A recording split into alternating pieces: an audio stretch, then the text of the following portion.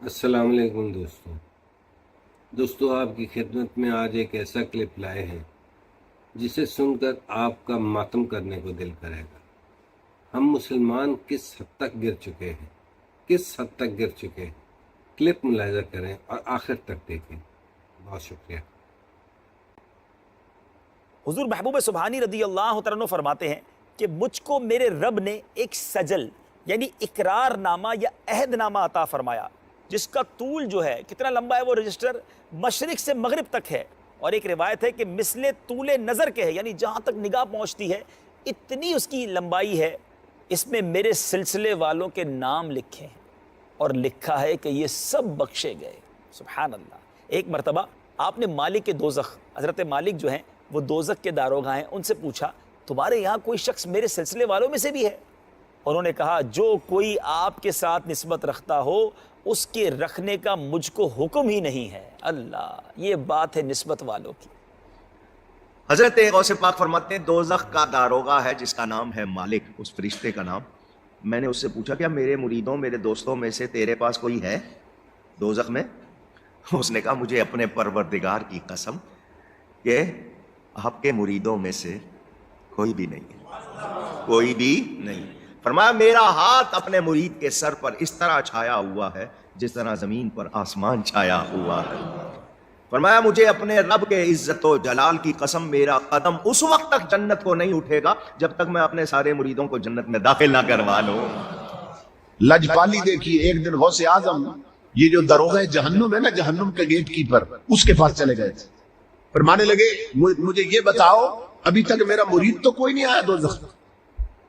لجپالی ہو تو ایسی ہو، جن کا ہاتھ پکڑا ہے ان کی فکر کہاں تک لے گئی۔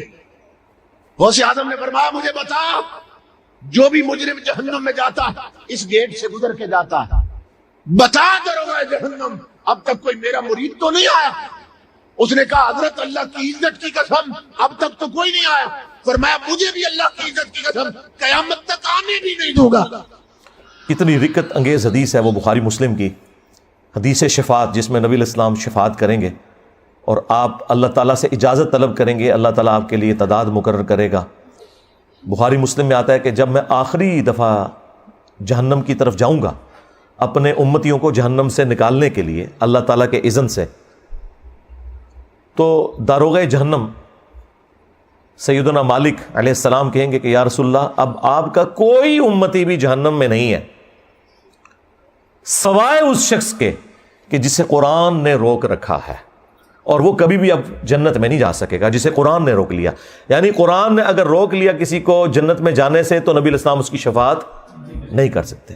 اور قرآن نے کسے روکا ہے؟ اِنَّهُ مَن يُشْرِكْ بِاللَّهِ فَقَدْ حَرَّمَ اللَّهُ عَلَيْهِ الْجَنَّةَ وَمَأْوَاهُ النَّارُ وَمَا لِلظَّالِمِينَ مِنْ أَنصَارٍ۔ بے شک جس نے اللہ کے ساتھ شرک کیا اللہ نے اس پہ جنت حرام کر دی ہے، اس کا ٹھکانہ جہنم ہے اور وہاں اس کا کوئی مددگار نہیں ہوگا، حتیٰ کہ سید الاولین والآخرین، شفیع المذنبین، رحمت للعالمین، خاتم النبیین، سیدنا و مولانا امام اعظم محمد رسول اللہ صلی اللہ علیہ وآلہ وسلم بھی اس کے کچھ کام نہیں آئیں گے۔ بخاری مسلم دونوں میں حدیث ہے، اللہ تعالیٰ نے ہر نبی کو ایک مقبول دعا دی تھی جو اس نے دنیا ہی میں کر لی، اسی دعا کی وجہ سے قوم نوح بھی برباد ہوئی، حضرت نوح علیہ السلام نے دنیا میں وہ دعا کر لی۔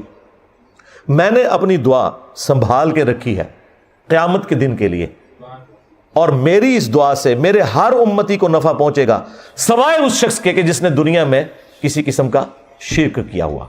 شرک is the most sensitive issue in the sight of اللہ۔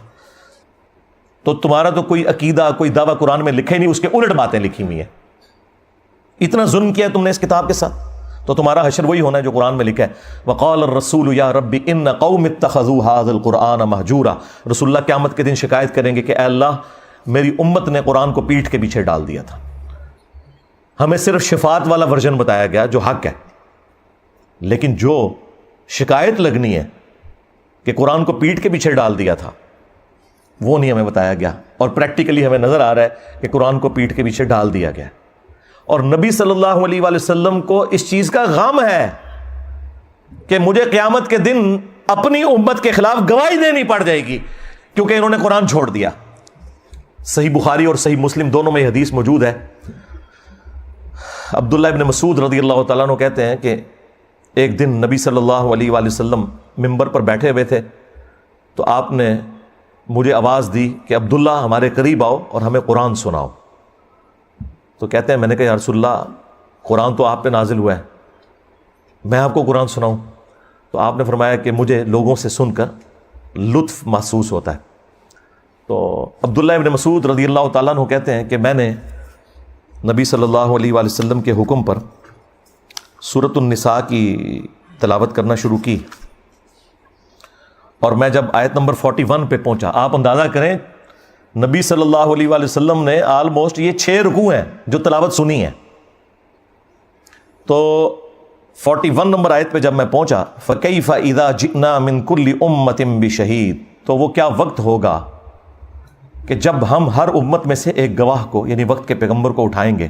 کس لیے؟ تاکہ وہ اہل ایمان کے حق میں گواہی دے اور جو ان کے مخالفین تھے ان کے خلاف گواہی دے. وَجِئْنَا بِكَ عَلَىٰ هَٰؤُلَاءِ شَهِيدًا, اور اے نبی ہم تمہیں گواہ اٹھائیں گے ان کے اوپر, ان مشرکین عرب کے اوپر جنہوں نے آپ کی مخالفت کی, ان کے خلاف گواہی دینے کے لیے آپ کو جب اٹھائیں گے. یہ آیت سورہ النساء کی آیت نمبر 41 جب پڑھی حضرت عبداللہ ابن مسعود رضی اللہ تعالیٰ عنہ نے, تو بخاری مسلم کے الفاظ ہیں کہ نبی علیہ السلام نے کہا کہ عبداللہ بس کرو, عبداللہ بس کرو. وہ کہتے ہیں میں نے جب نگاہ اٹھا کے دیکھا تو نبی علیہ السلام کی مبارک آنکھوں سے آنسو روا تھے, آپ کی داڑھی تر ہو چکی تھی اس غم سے کہ مجھے اپنی امت کے خلاف, اپنی قوم کے خلاف قیامت کے دن گواہی دینی ہے قرآن چھوڑنے کے سبب.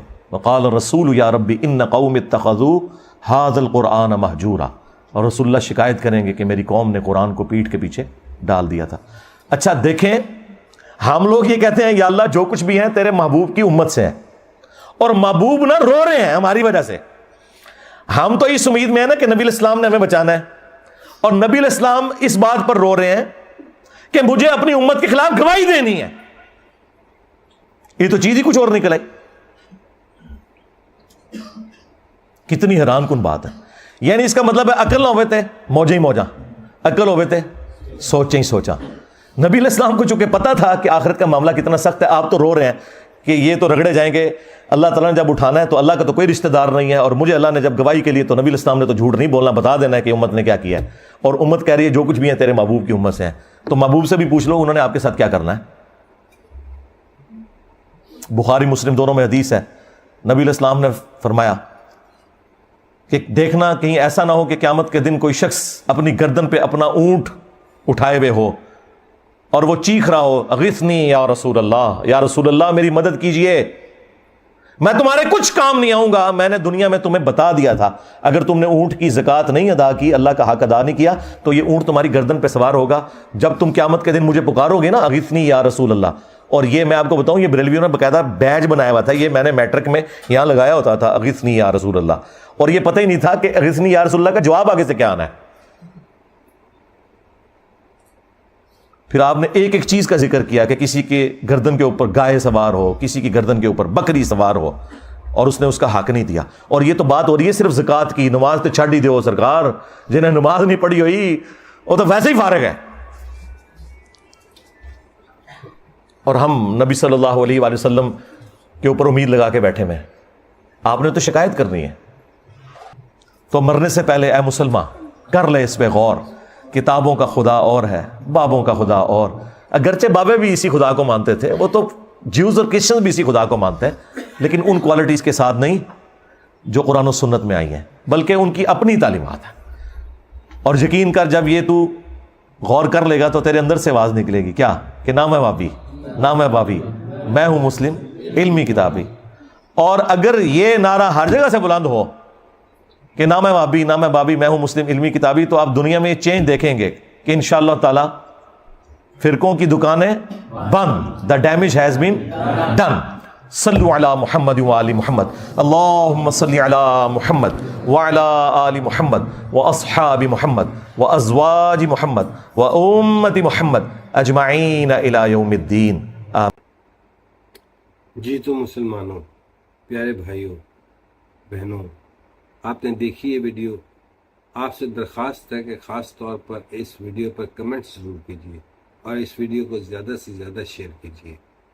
چینل پسند آنے کی صورت میں ہمارے چینل کو سبسکرائب ضرور کیجیے تاکہ ہر آنے والی نئی ویڈیو آپ تک بر وقت پہنچ سکے۔ بہت شکریہ۔